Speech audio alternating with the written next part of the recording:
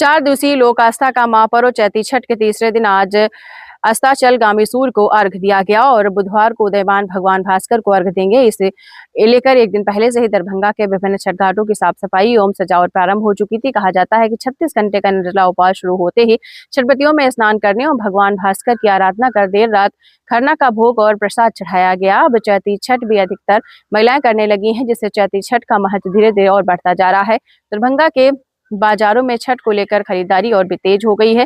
केले नारियल के साथ छठ में इस्तेमाल की जाने वाली सामग्रियों की बिक्री तेज हो गई है। छठ व्रतियों का कहना है कि इस पर्व में शुद्धता का बहुत अधिक ख्याल रखा जाता है। मान्यता है कि छठ पर्व में सूर्य उपासना करने से छठ मैया प्रसन्न होती हैं और वो सब सुख शांति और धन धान्य में परिवार को संपन्न करती हैं। इस पर्व में छठ मैया एवं सूर्य देव को विधि विधान से पूजा अर्चना की जाती है।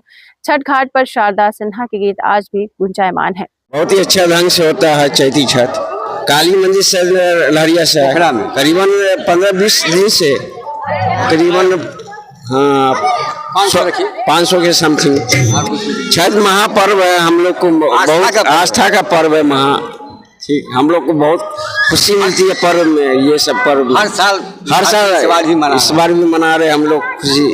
चैती छठ आस्था का पर्व है और हम लोग वो सनातन धर्मी है जो लोग उगते हुए को प्रणाम, हम डूबते हुए और उगते हुए दोनों को प्रणाम करते हैं, इसीलिए इसका महत्व है। और अब तो यह भारत और मिथिलांचल ही नहीं पूरे विश्व में हो गया है। जैसे छठ है, जितना महत्व चैती छठ का है उतना ही इससे पहले जो दिसंबर में मना कार्तिक छठ का भी वही महत्व है। और सनातनी सबका पूजा करते हैं हम लोग, सूर्य, पेड़ पौधा, पर्यावरण। और यह एक ऐसा पर्व है जो सबों को शक्ति का स्रोत क्या है? सूर्य।